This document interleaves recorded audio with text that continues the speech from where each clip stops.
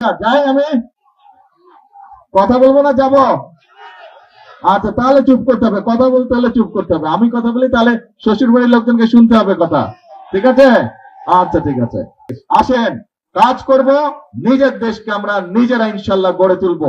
বিদেশ নিয়ে গর্ব করব না, আমরা বাংলাদেশ নিয়ে গর্ব করব, আমরা নিজের দেশ নিয়ে গর্ব করব। কেমন আছেন সবাই? ভালো আছেন? আলহামদুলিল্লাহ। এই যে আজকে আপনাদের এখানে আসলাম, কেন আসছি জানেন? কেন বলেন তো?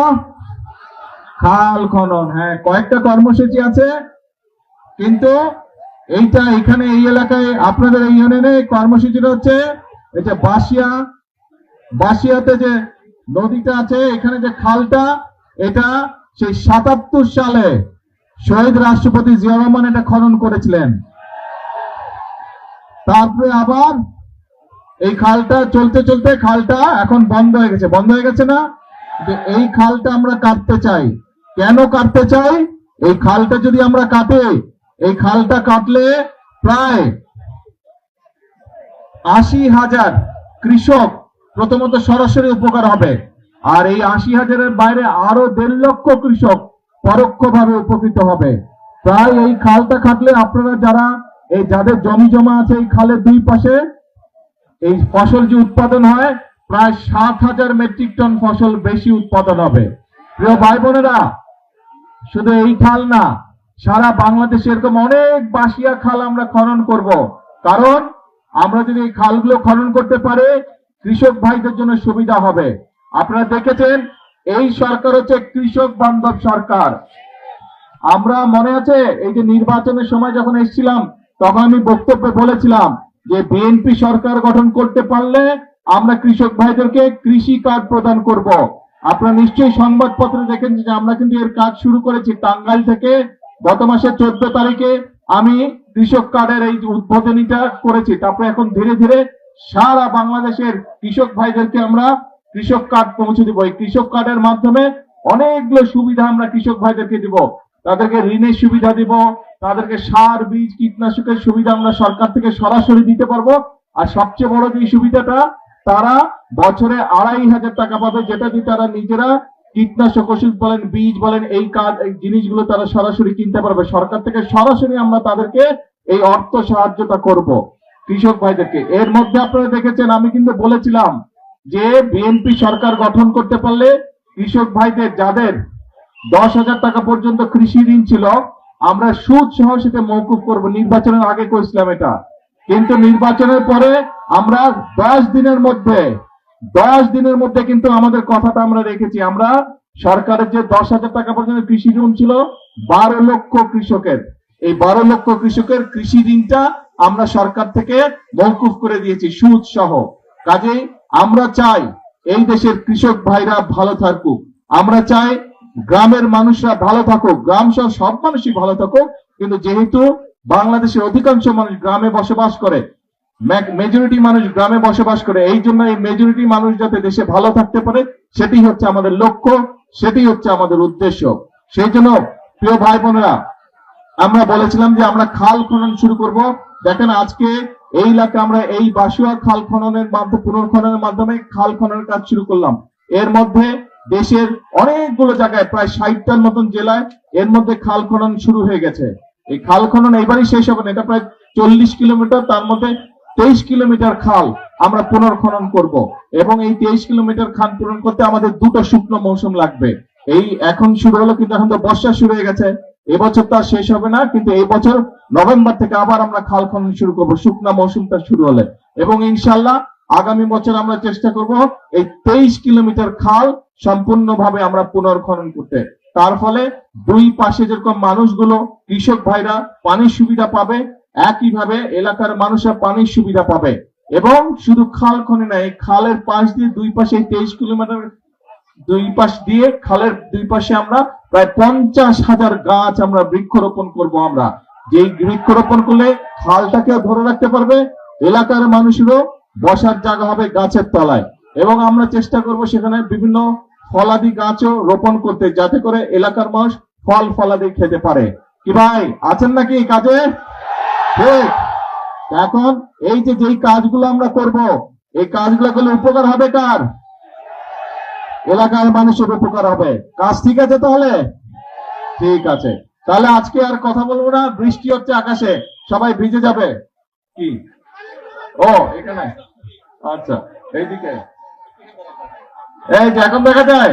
হ্যাঁ, তো এখন এখন কথা একটাই, কথা একটাই, আমরা বহু আন্দোলন সংগ্রাম করেছি, আমরা বহু আন্দোলন সংগ্রাম করেছি।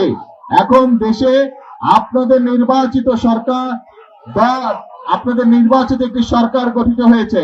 এই নির্বাচিত সরকারের কাজ হচ্ছে আস্তে আস্তে, স্লোগান দিলে কথা শুনতে পাবো না তো, আস্তে আস্তে আস্তে, এক মিনিট একটু চুপ করতে হবে, একটু চুপ করতে হবে।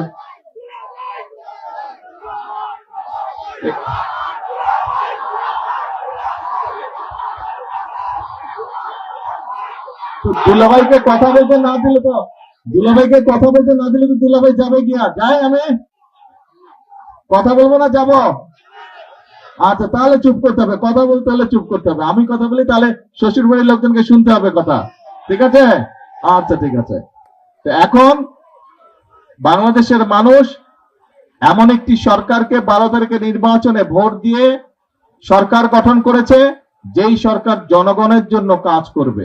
কারণ আমাদের একমাত্র জবাবদিহিতা হচ্ছে এই দেশের মানুষের কাছে, এই দেশের জনগণের কাছে।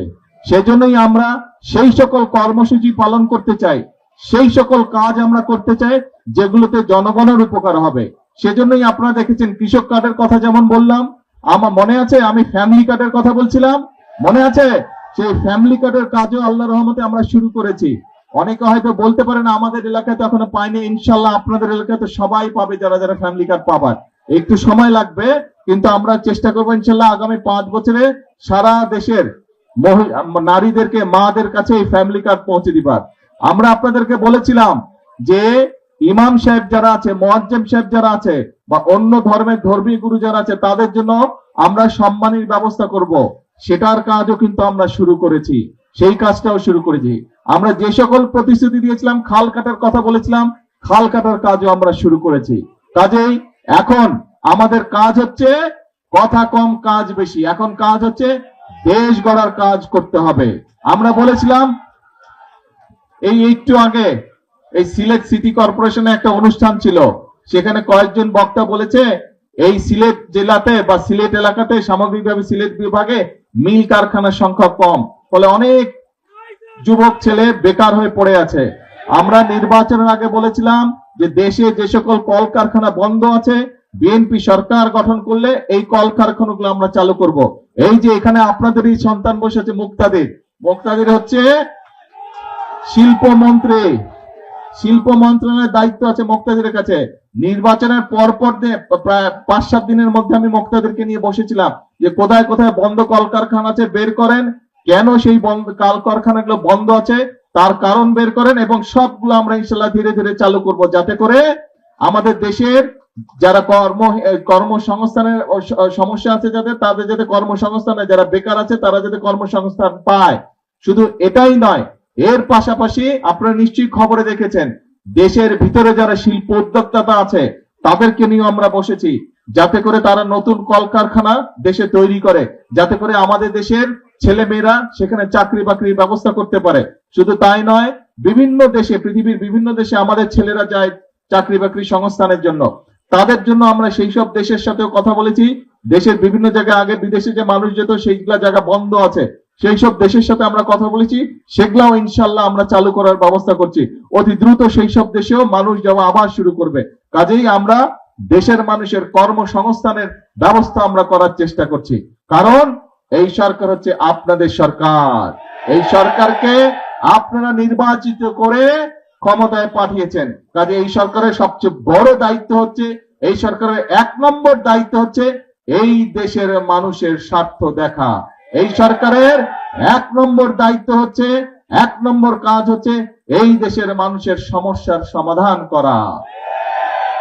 ইনশাআল্লাহ আপনারা যদি আমাদের সাথে থাকেন, আপনারা যদি আমাদের পাশে থাকেন, ইনশাআল্লাহ বাংলাদেশকে আমরা